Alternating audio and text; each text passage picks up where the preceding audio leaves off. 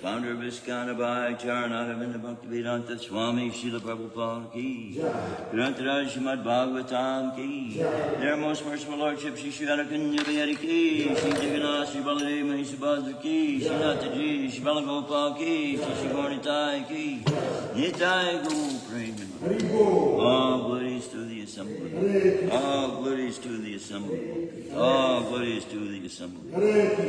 All glories to the Lord Spirit of Shri Guru and Shri Gauranga.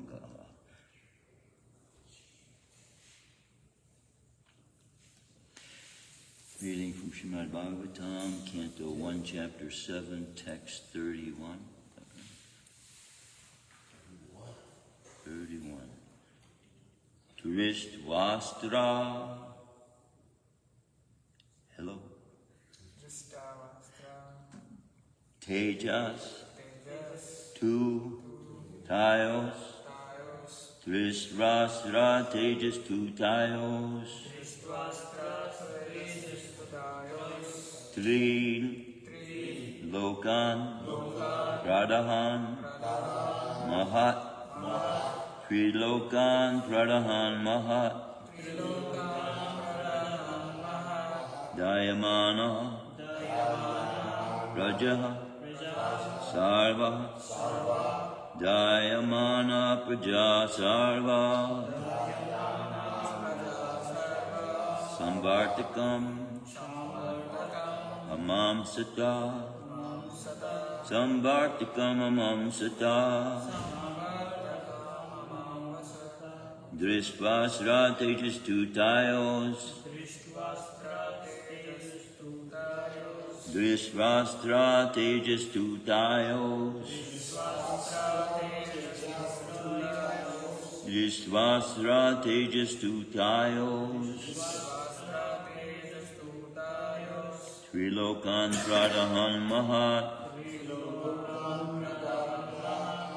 Trilokan Pradahan Mahat.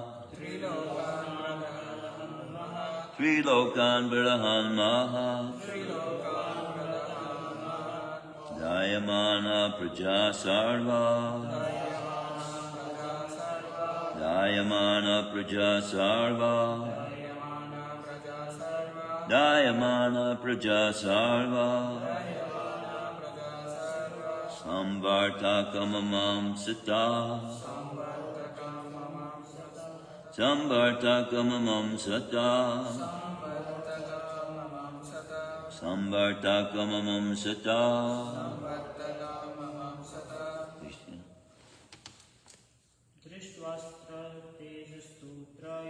Drisvastra Tejastutayos. Trilokan Pradahan Mahat. Dayamana Praja Sarva. Samvartakamamam Sita. Drisvastra Tejastutayos. Trilokan Pradahan Mahat. Dayamana Praja Sarva. Samvartakamamam Sita.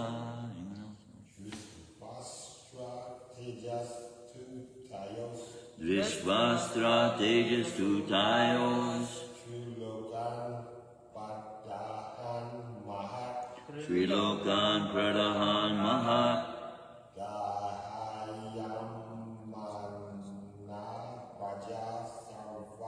Dayamana Praja Sarva.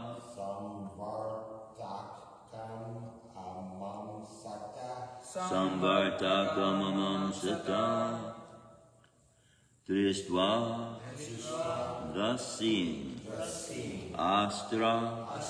Weapon. Teja. Heat. Two. But. Tayo. Of both. Trin. Three. Lokan. Planets. Pradaha. Blazing. Mahat. Severely. Dayamana. Burning. Praja. Population. Sarva. All over. Samvartakam. The name of the fire which devastates during the annihilation of the universe. The name of the fire which devastates during the annihilation of the universe. Amam Sata. Began to think. Dristvastra Tejastutayos. Trilokan Pradahan Mahat. Dayamana Praja Sarva. Samvartakamamam Sata. Translation and purport by His Divine Grace. Abhay Charanadavinda Bhaktivedanta Swami Srila Prabhupada. All the population of the three worlds was scorched by the combined heat of the weapons. Everyone was reminded of the Samvartika fire, which takes place at the time of annihilation. Please repeat. All the population of the three worlds was scorched by the combined heat of the weapons. Everyone was reminded of the Samvartika fire, which takes place at the time of annihilation. All the population of the three worlds was scorched by the combined heat of the weapons. Everyone was reminded of the Samvartika fire, which takes place at the time of annihilation. Purport by His Divine Grace, Abhay Charanadavinda Bhaktivedanta Swami Srila Prabhupada. The three worlds are the upper, lower, and intermediate planets of the universe. Although the Brahmastra was released on this earth, the heat produced by the combination of both weapons covered all the universe, and all the populations on all the different planets began to feel the heat excessively and compared it to that of the Samvartika fire. No planet, therefore, is without living beings, as less intelligent materialistic men think. Om Jnanat Mirandasya Gyananjana Salakaya Chakshusun Militam Yena Tasmai Shri Gurave Namaha. We're seeing how an activity on the earth can affect other planets in the universe. Even this suggests all the planets were affected by it, all three levels of the planetary systems. So we have, as a science, which has been perverted into kind of almost a game, with astrology being brought down to speculation now the way it is. Originally, astrology was given to Brigu. Brigu is the son of Brahma also, and he was given charge by the demigods to find out between Brahma, Shiva, and Vishnu who was God. So I've spoken this story before, but just to give us an understanding, because modern astrology, most people on spiritual paths see this modern astrology as bogus. It speaks in such general terms, practically anyone could say anything about anybody and they're going to find some truth in it, right? I could say you have patience, you have, these kinds of things, these qualities. But originally, the science given to Brigu was an exacting science to the extent that Brigu could know beforehand when a soul would be born and what would be their end and when their end would come. And he knows this in totality of every single soul. In India, there's a library of Brigu. If you go in that library, the people who are working in that library can tell you the name that your parents gave you at birth. This is the science of Brigu. But see how it's been perverted. And because there's no qualified Brahmins, Brigu was a Brahmin. And so this was a science that only elevated souls had access to the knowledge of. And now it's been so perverted that it's not even considered a valid science at all. I don't know what they call astrology these days, but they don't call it a science, right? You know what they call it? It's kind of, I don't know, speculation is what mostly it is. But with it comes the understanding that all these planets in the universe affect one another. And so we're seeing in this verse, when Krishna is on this planet, activities can take place that'll affect every planet in the whole universe. But what it is, just as karma is accumulating as an outer covering of the universe and having a controlling effect upon the souls that have false egos that are living and existing within that energy, the rulers of every one of these planets, most of these planets are ruled by one emperor. So this kind of rulership has been lost on the earth. But it looks as though, to me, it's going to eventually be restored. For the last maybe 50 or 60 years, they've put together, on a national basis, representatives from all over the world that come together. And they have called what this coming together eventually will be the New World Order, they're calling it. Yes. Right? You've heard of this. I don't know that that's going to be what is going to establish the next emperor. Because the next emperor, the true emperor, there will be one that may come and try to put himself in the position of that. But when the true one comes, then this golden age will come to its peak. And that will be when knowledge of God covers the earth, and that everyone will become conscious of God's truths and aware of the superiority of the sciences that originated in the mind of God. So we may think of this ancient science, because it's been perverted in a different way than what it was originally given. But those planetary systems in the universe, we can see, even though many of them are considered heavenly planets, Indra, in control of all of them, he's the master of military. And so this suggests that even though people are thinking of heaven to be ultimately only an experience of paradise, these living entities that enter into that heavenly realm carry with them potent abilities by the recitation of mantras, and as we've spoken before, the knowledge that they have allows them, they don't need anything, but they can produce anything they want. They can take things from 1,000 miles away and boom, they can put it right here by the power of the thoughts of the mind. That's what a controlled mind can do.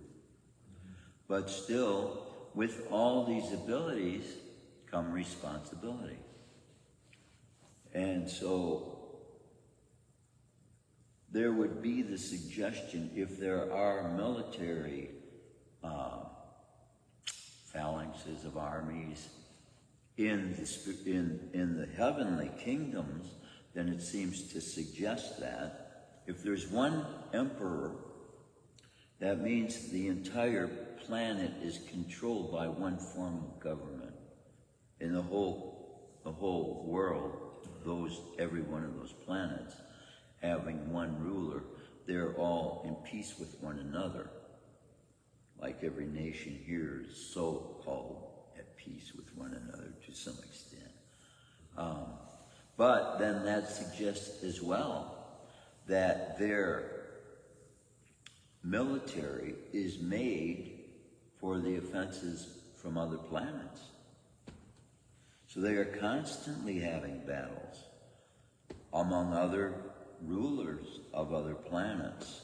So we have very little knowledge of this. Those activities are not recorded because these acts in the heavenly planets are not necessarily pastimes of Krishna.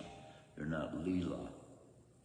And so how Krishna Leela gives us eternal benefit by the discussion of Krishna Katha, the Katha of the heavenly planets becomes Gramya Katha, like we're talking here. Talk of the citizens. And Bhagavatam calls that kind of talk the world of names. It's kind of like the news we get here.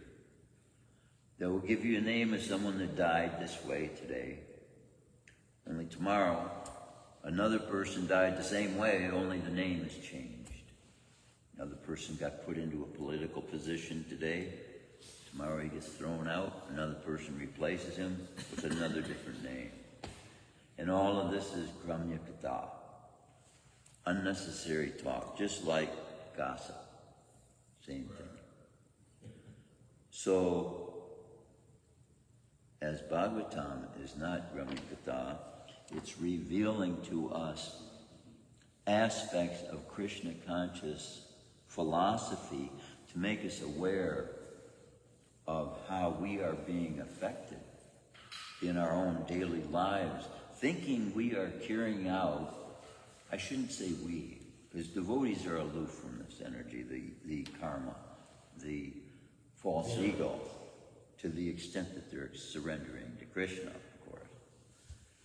But the effects of our past karma, the seeds that have not yet fructified, are minimized by our carrying out. We still might fall down and bruise our knee or bump our head on something. Those pains that are suffered from the waist up are because of the thoughts of the mind. Those pains that are suffered from the waist down are because of sexual attraction. So also, then we can see this is a science. And why this knowledge is good for us to know, because we don't just take every act that happens to us in our life as just accidents. According to Veda, there is no such thing as accidents. Right. Everything is under the jurisdiction, cause and effect of Krishna's laws. So as long as we're surrendered to Krishna, Krishna will protect us ultimately from the most disastrous calamities. But we still have to know the need to control the mind, which is what our chanting does to help us. Because as long as we're focused, it's kind of like sharpening a knife. You got to use the knife, so as you use it, it becomes dull. So we're in this world using the mind. And as much as we practice every morning to concentrate on Krishna with the mind, solidly, it's like sharpening the mind. The senses become purified and perfected. But then we go out into the material world and we get association from this one, we start thinking about this thing and start thinking about that thing, then the mind gets dull. We got to sharpen it again. So this chanting of the Maha Mantra sharpens the senses, purifies the mind, and then removes us all the while we're doing that chanting. And what it will carry on through the day if we continue that meditation of Krishna throughout the day. So even though we may be exposed to people whose ideas, sometimes very strong, influence our thought process, we can know that by the chanting, Krishna is going to protect us from that carrying us into other belief systems that have nothing to do with Krishna. We need to be protected. We don't see a threat from other planets very much yet. When an emperor does, though, take position, he will be put in that position because of his qualification. And when all the citizens, it's just like in our lives, evil, when you're already so immersed in evil activities, evil is not trying to catch you. You're already caught, right? So, but as soon as you want to follow what is right, evil's going to come looking to try and die.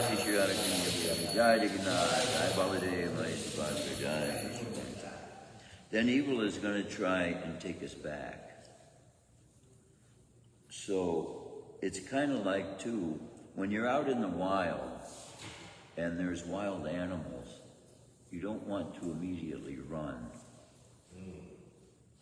If you immediately run, most animals have the ability to run a little faster than human beings. So fearlessness is revealed to animals. They have this sensitivity. And I've worked with horses and know horses can tell an evil person immediately. And evil people get kicked by horses a lot of times. Without them knowing, they just think it's the animal's meanness, you know. But what it is, the animal senses fear, they sense evil. And a dog can smell, and that smell, by that smell, they have the ability to discern things that we don't. And so people, the chemicals that their body puts out is due to what they're eating. So we put out different smells than carnivorous, flesh-eating people do. And so animals can tell that as well. So see, a devotee who's not looking to kill the animal for meat gives off a different effulgence. It's included in his effulgence that the animal can pick up on. So that's how a devotee can become friends with animals. Lord Chaitanya was dancing with tigers in the Jarikhand forest. And so we see by this example that, see, we have the ability to be able to bring any form of life to Krishna. And this is what we're doing in our offerings. We're bringing all these lowest forms of life, the vegetables. When a person, what does a boss call an employee when the employee doesn't want to come to work? What, are you a vegetable now? So these forms of life, which are considered very low, they're in the earth. They have no evident knowledge or consciousness of anything. And yet, Krishna has made a way for us to be able to directly put them right in front of his face and let him glance upon them favorably, giving them even the lowest forms of life, peas, the corn, the potatoes. Potatoes grow under the ground, in the dirt. And so, but now with this even, think about this. How scientists, so-called, who are put in positions to guide the agricultural community, who are involved in the profession of agriculture, right, producing foods for human beings. They have come up with this means of genetically designing foods according to their design that they think is more perfect than what it already is. So, if evil-minded people can create ways to produce what seems to human beings to be superior, certainly devotees receiving the highest knowledge there is from the Supreme Person on how to produce that which is far superior to anything.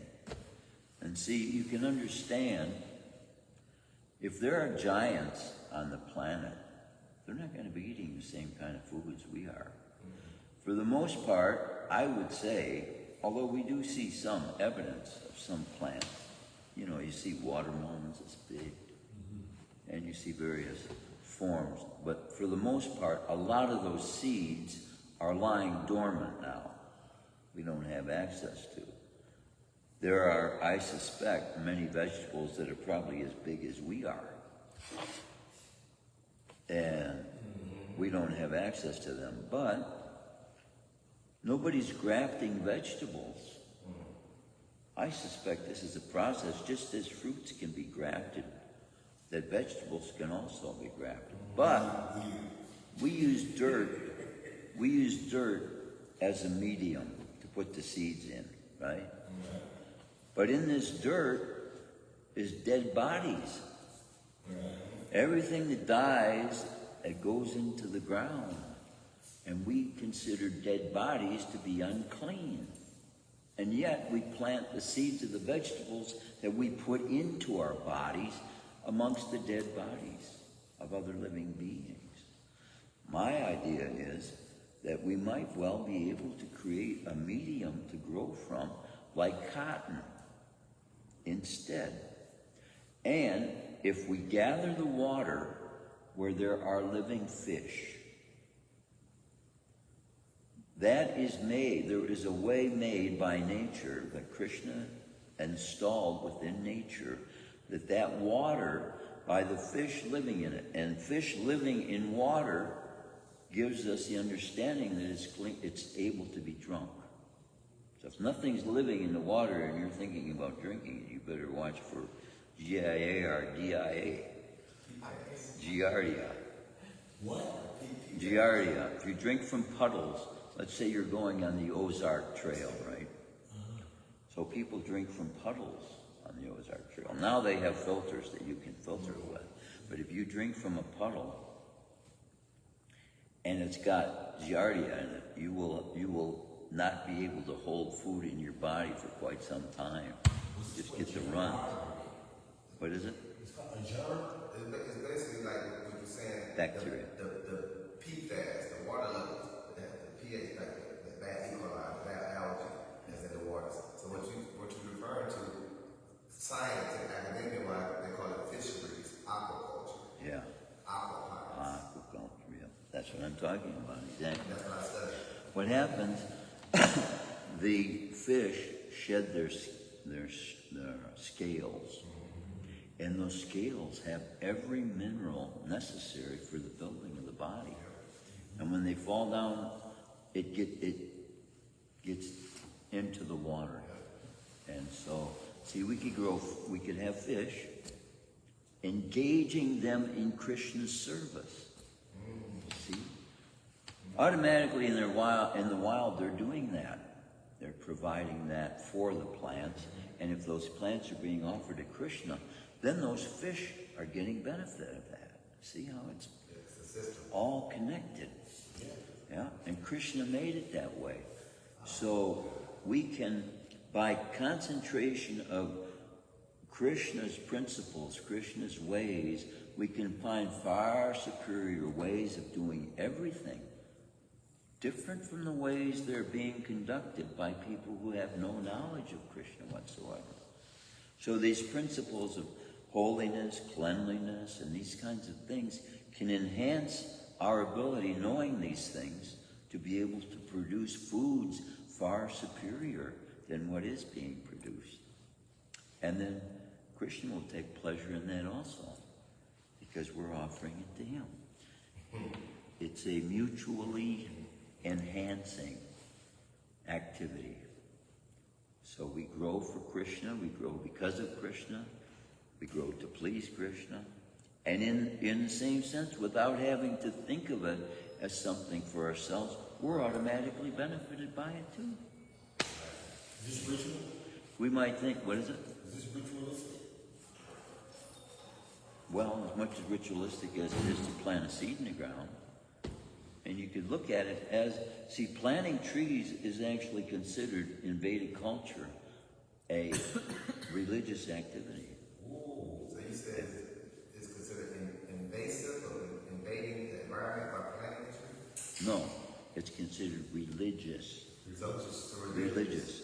So Yeah. is that a good thing or a bad thing? Good. Okay. Yeah. Okay, well, I see you're talking about the religion of today. That's why I had to ask. There is another term, pious. Okay, pious. Pious. Okay. Let's see. There's a good distinction here we're making, because there are people who go to church for one reason or another. They might want to instill within the minds of their children that it's a good activity to take part in. They might think of it as a means of influencing friends and neighbors and how they are upright or whatever. So people go to church for different reasons. Those that go to church for the cause of wanting to know God are considered pious people. Right? What about the hubris? Hubris? Hubris, piety, glibs. I'm not familiar with hubris. I'll show you after class. What is it? I'll show you after class. I can look it up and tell you.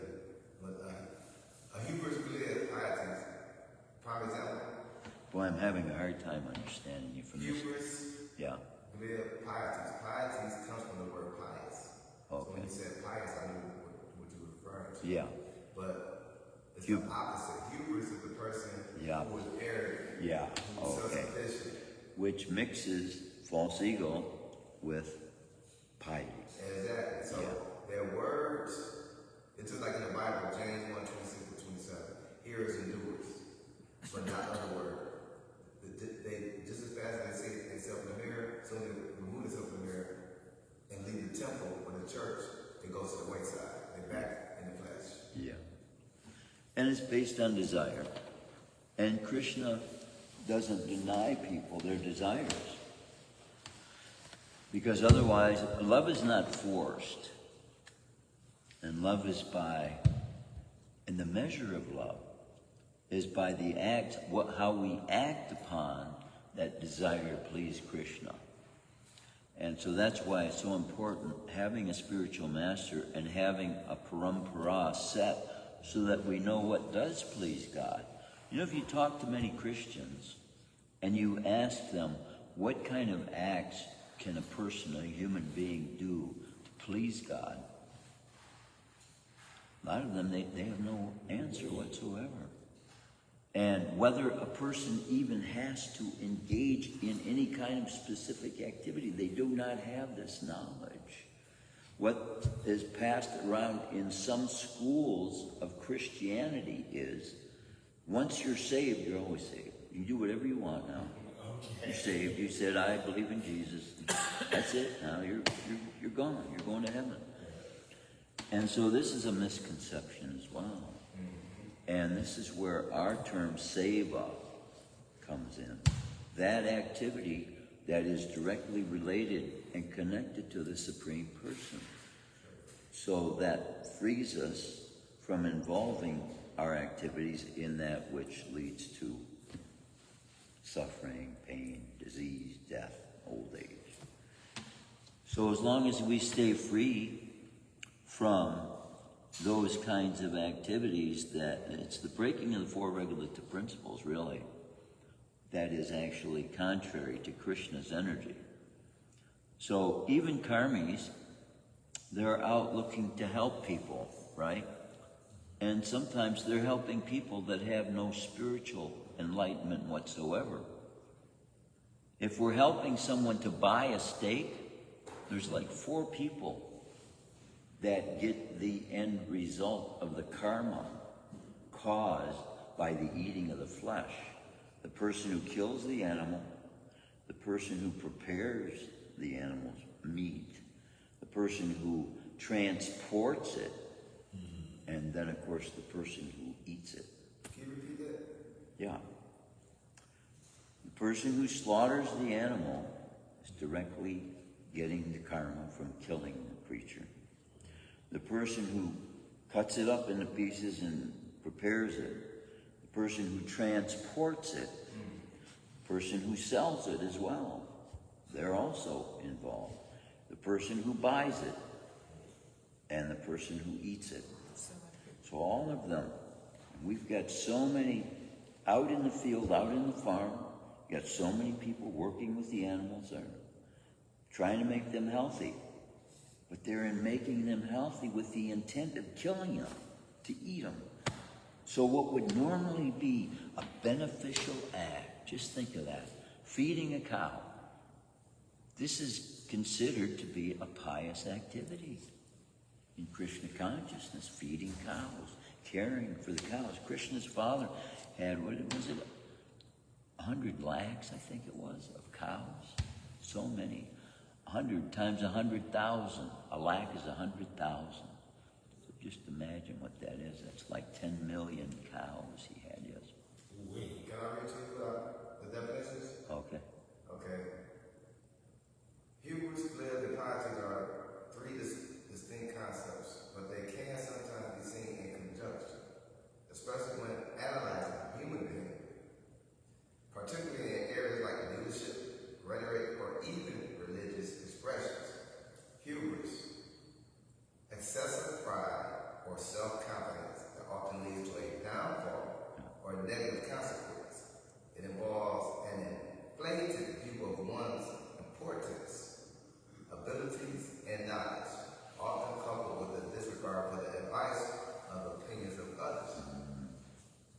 Now they say glib, speaking or acting in a fluent and easy manner, often to the point of being thoughtless, superficial, insincere, or deceitful. Piety, definition, devotion or reverence, often specifically related to religious practices or to God. It can also refer to the quality or adhering to moral principles, or more rarely to obedience and devotion towards parents or superiors. So a lot of times, what they're expressing is to try and keep themselves from having to do anything. They're trying to find a way out, making excuses and all different reasons why they don't have to engage They are of an upper class. This is all arrogance and part of the false ego. And it is in a man's mind. He's separating himself from what he believes to be low class, while at the same time not recognizing the superiority that the soul is.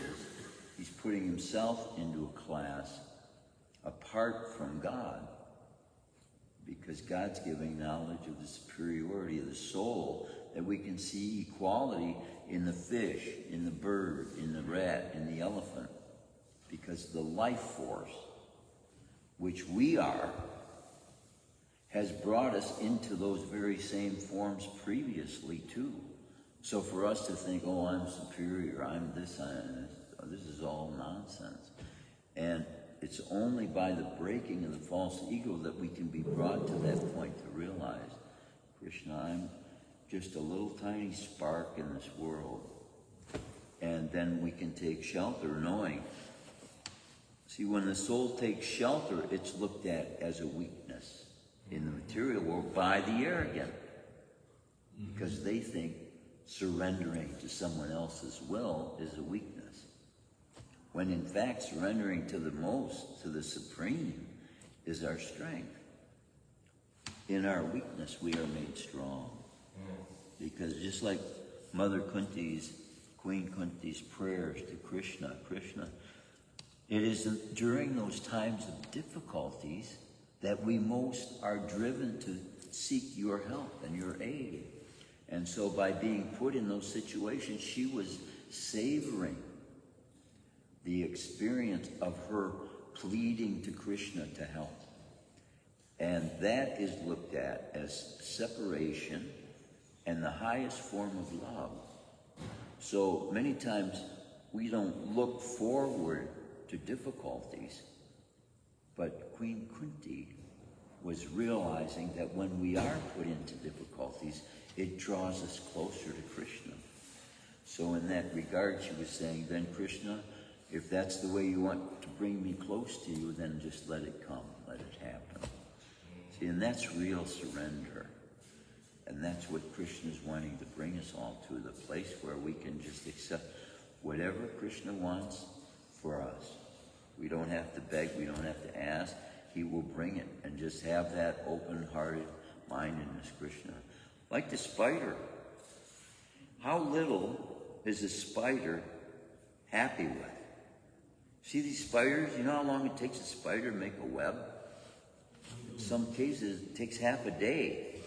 And a man walks by, whoosh, Wow. and if that spider doesn't have a web, he has no means of eating. You got the counter. And then when they do catch something in the web, then they save it for their children. So see how little they are and how little they're getting. This was from previous activities that caused them to have this mentality. But in each and every one of these animal manifestations is revealed in the Vedas that they have certain qualities that could apply to human life. Now look at a dog. A dog will do anything to protect his master. And when the master gives him a little bit of crumbs, he's so happy with that. His tail starts wagging like you can't stop it, jumping up and down. And they just reveal such happiness from very little. And they sleep almost awake. The least sound that can be averted, they get a smell, boom, because they have enemies in the wild. They're made with bodies to keep them protected from their enemies. So, also, we can learn from that we should be satisfied with as much as life provides us. Like the spider. He doesn't go out looking for the fly. He waits for the flies to come, what's provided. So we should have that mentality as well. Krishna explains in the Bhagavad Gita that a wise person has that mentality. Everything I need to do what I'm supposed to do will be provided. I don't have to make any extra endeavor. But when Krishna gives us knowledge of the things that we do need, that doesn't mean we shouldn't pursue. using it.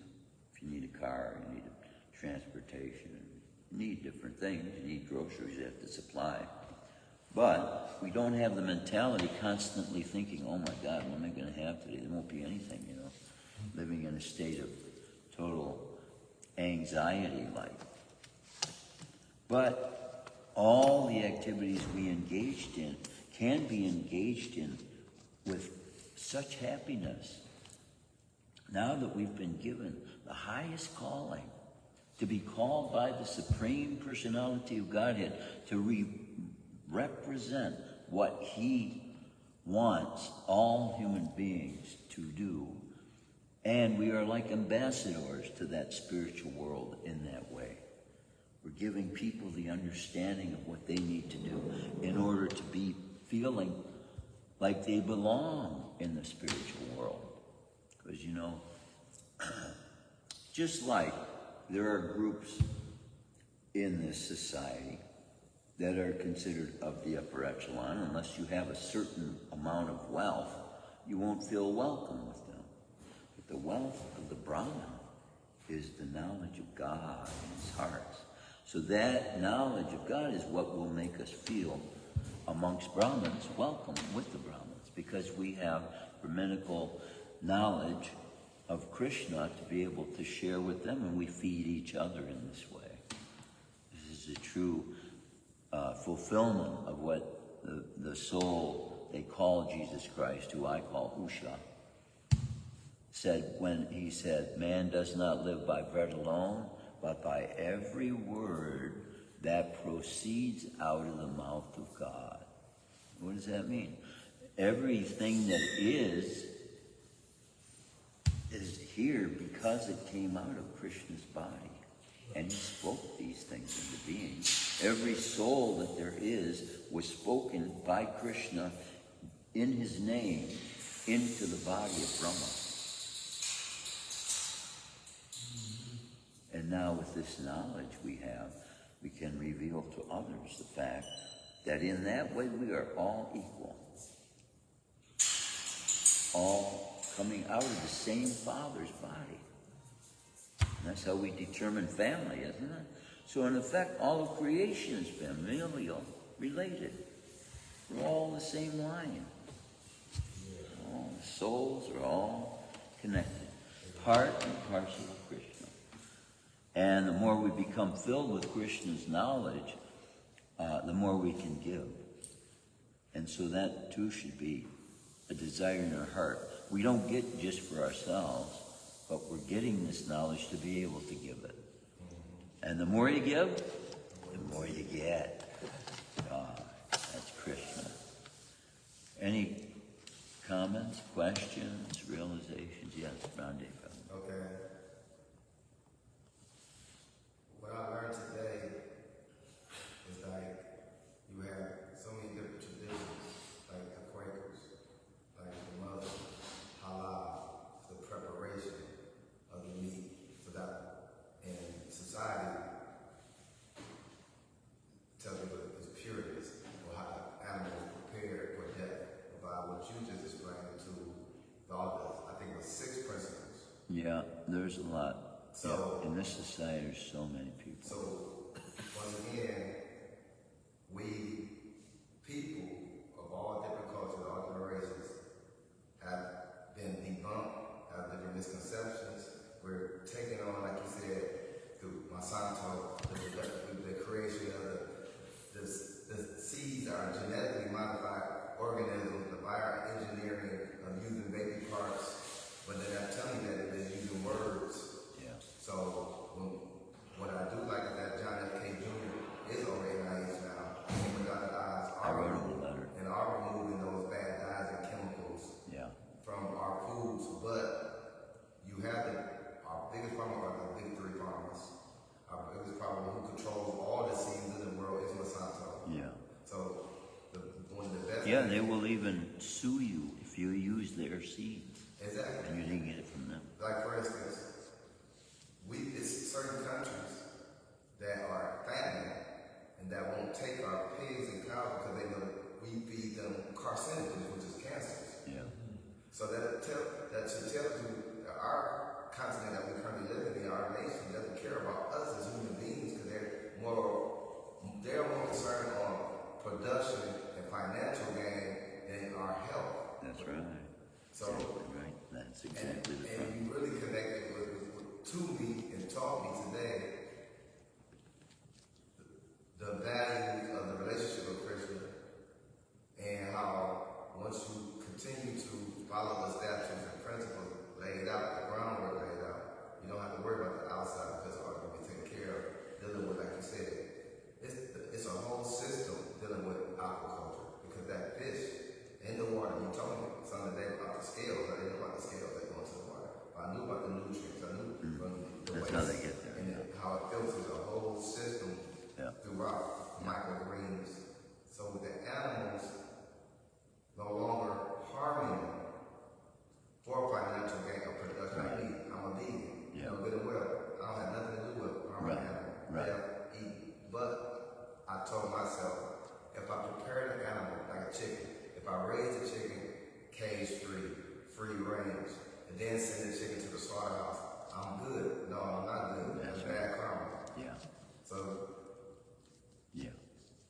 something I'm going to tell you, in our district, Letitia Johnson, for all of us, see, I wasn't here first, but now I'm knowing the steps.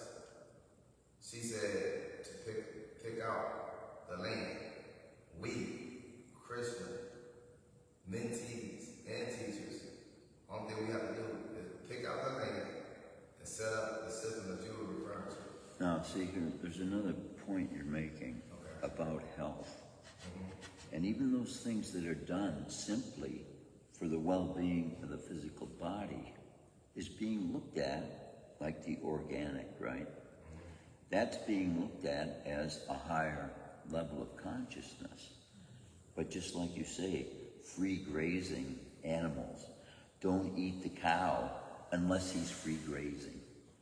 But see, this is all based as well on speculative knowledge and thinking that the aim of human life is to become healthy, to have a healthy body, which in Krishna consciousness, that's there, but the means to that end is not known by the general public.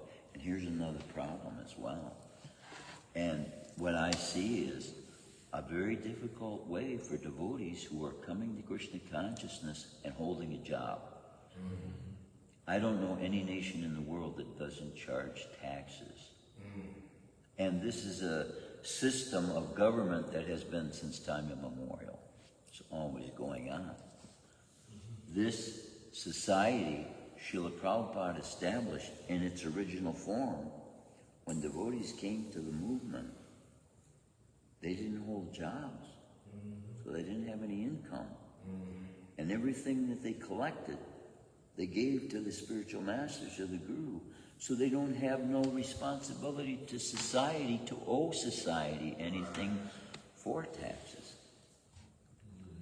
But it's just like if you give a beggar on the street $1 and he goes and buys a steak sandwich, you've contributed to that, and you're in fact somewhat responsible for his act in that, which normally would be considered a pious activity, giving to the poor, right? But it's not necessarily pious to give someone money that they're going to destroy themselves with. And we engage them if we do. And when we pay taxes, taxes is not only going towards the slaughter of animals, it's going to the slaughter of human beings as well. That's what these wars are all about. And if we don't believe in the principles being fought for, then our money is being used against us. That's what taxes now are being done. So in effect, we can live in the United States.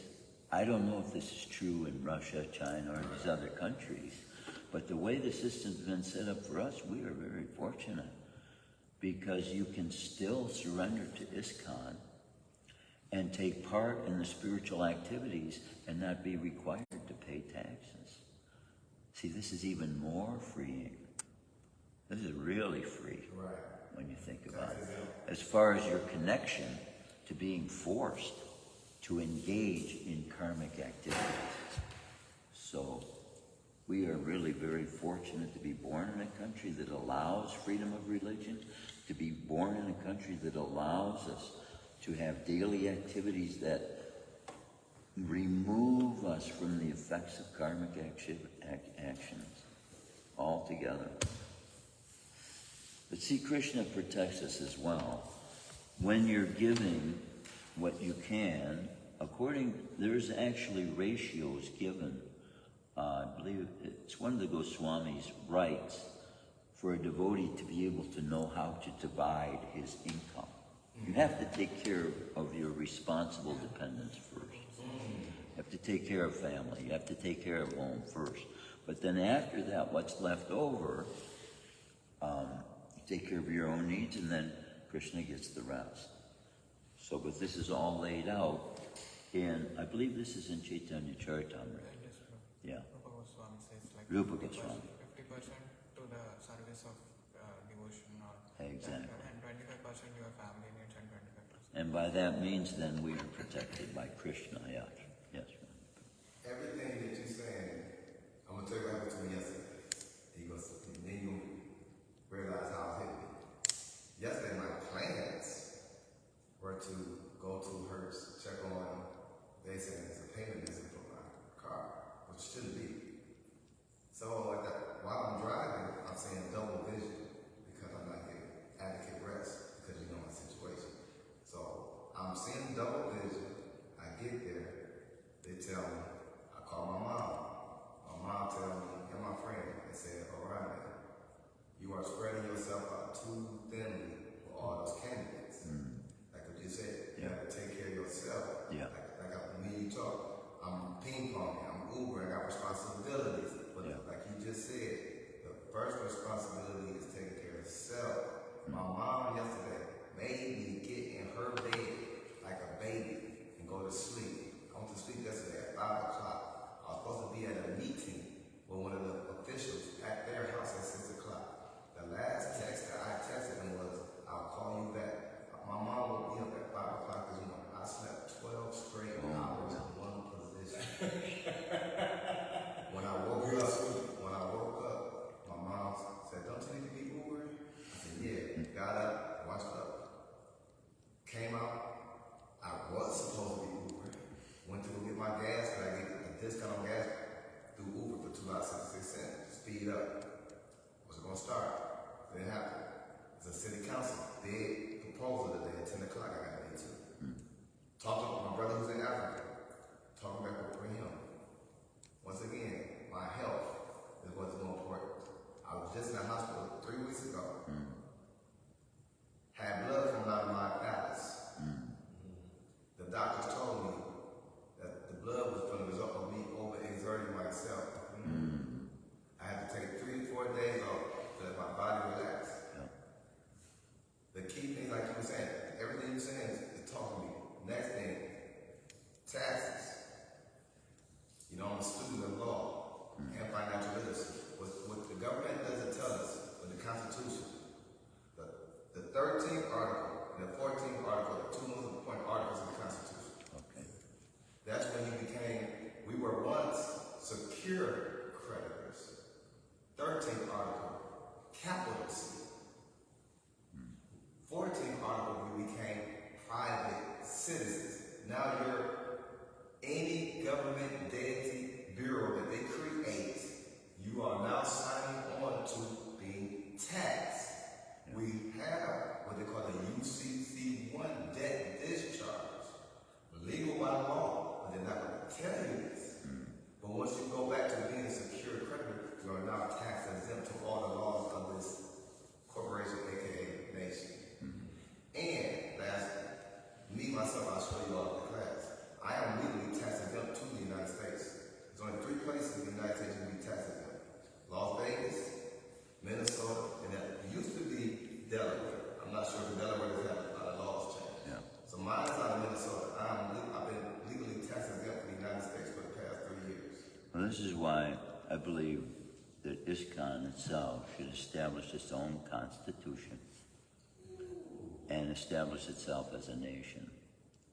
throughout the world. Because that's what it is. We are a different people. And it's a fulfillment of what the Bible says.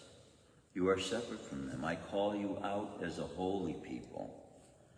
So being that, you should not be subject to the same kinds of things that people who are not knowledgeable of God should be subject to. There are devotees who are trying to acquire sovereignty. I've read about this. Oh, that's good. Yeah, I didn't know that. yeah. Oh, he would tell you, I am the queen of the Ubuntu Empire. I am over the whole United States of America. I can give sovereignty to join the Ubuntu Empire. But to everyone. Yeah, I did see that. But I definitely want to join. You already know that Iskon Temple. Yeah. I want to join. Yeah. That's what I'm hoping for. I'm praying for. Krishna will do it. Because with Krishna as super soul and all these leaders, I know there are devotees that have good viewpoint of the future and will be able to establish these things in time. The policy and the sovereignty that you were referring to, is that active right now or is that a future endeavor? Yeah. Is it a future endeavor? Yeah. Well, you already know I'm a policy king, I'm a law king, so anything that, what you just said, is already manifested, we say. Yeah. Krishna already has it laid out, it's all about the divine time. Yeah. And that's why I believe I'm here too. Any other comments, realizations, questions? Shrimadbhagavatam, you got a question? Yeah. Hare Krishna Prabhu, we have seen the Samvartaka, fire, devastating fire. But in, during Govardhan Hill also, Indradev sent Samvartaka clouds, right? Yeah. Those are different. Yeah, different. The clouds, devastation. Those are mostly affecting this particular planet, right? But interesting thing about that is, we have a record from the nation of Israel that their experience of a flood was that it covered the whole world. But we have history in India to show that India wasn't touched by an all-encapsulating flood, and they have 10,000-year-old temples in India, which is proof that India wasn't affected by a flood. So the viewpoint of the people of Israel at the time of the world was not complete, made evidence by the fact that many nations were not covered entirely by the flood. So it is due to the fact, the limited amount of knowledge that the people of Israel had about the totality of the world at that time. So just like there were amongst some peoples on the United States, that if you went off certain far, you're going to go off the edge of the earth. Yeah. You went so far. And there's a good movie also called The Gods Must Be Crazy. Did you ever see that? No, I heard about it. It's a Coca-Cola bottle dropped out of the sky from an airplane. And every person in the tribe finds a different use for that, whether it's rolling puris or, holding flowers or different things. Everybody found a different use for it. And then, because there's only one, everybody starts fighting over it. It's mine, no, it's mine, no, it's mine. And then one man took it and threw it off the edge of the world and no longer to be found. Okay. So, by you just referencing that, I'm going to tell you what, as they say, download or ancestors talking. First thing he used was Israel. Second he went to India. Now you came back to the 12 tribes of Judah.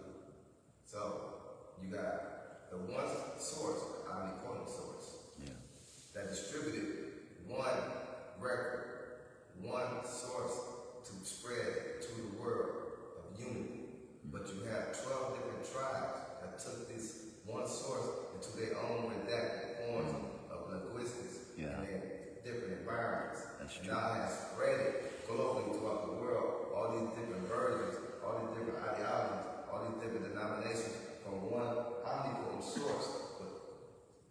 See, what you're pointing out as well is by God's own designation, he selected one tribe to be the priestly tribe, the tribe of Judah. Christ was called the Lion of the tribe of Judah. We have Lord Nrsimhadev, who's the Lion of the tribe of the devotees, you know. And so, yeah, and we see the rebelliousness in this people as well, still after being freed from slavery. Now they're rebelling against Moses as if it's his fault that they can't find food and can't find water and these kinds of things. But according to their surrender then, the supreme person at that time that they knew as Elo or El, or then they have the Tetragrammaton. That Tetragrammaton, name of God, was only allowed to be spoken by the priest once a year. And he was allowed to enter into what was called the holiest of holies. Anybody entering there with sin, and it's described, it would have to be carried out because they would die in the place. That's how it was, the laws. And see, we are being protected from those kinds of laws now because of the recognition of the age called Kali that we're living in and the influence. There has been, by the bringing in of Kali Yuga, an influence so much now on what is called the outer covering of the universe, the false ego, has so much built up pressure and forces of Rajas and Tamas, the modes of ignorance and passion, that Krishna is making allowance in this age for us, even though we're constantly committing offenses.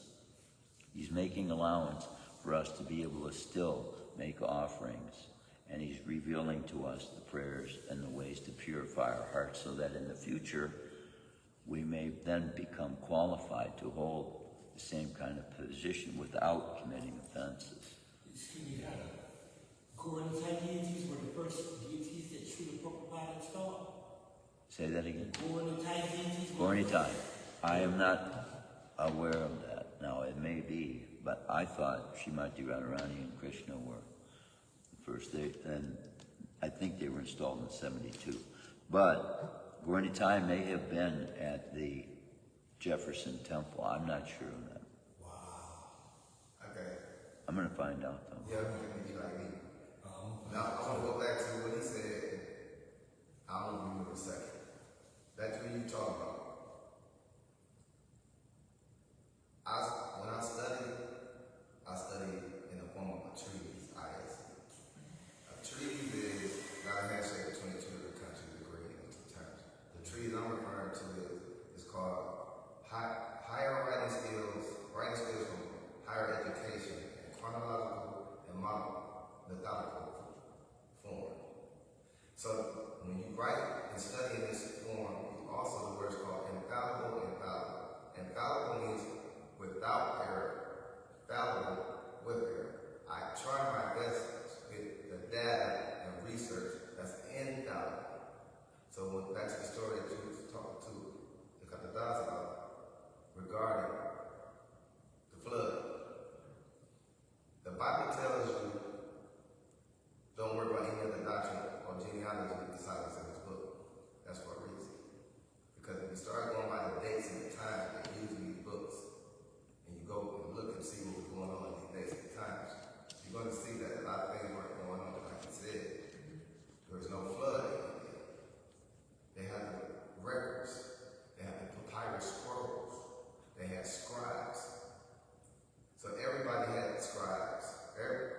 Most people had what they call scrolls. So that was their job and ranking in those societies. So from Noah's Ark, right, the greatest story of the flood, and just like the brother taught me about the koi fish with the hook on his head that pulled the ark, that was plagiarized because that trumped that story thousands of years. Well, that was millions of years ago, actually. So when Noah's Ark, number one, the location of Noah's Ark and the flood, where the animals supposedly all came from all over the world. Some of these animals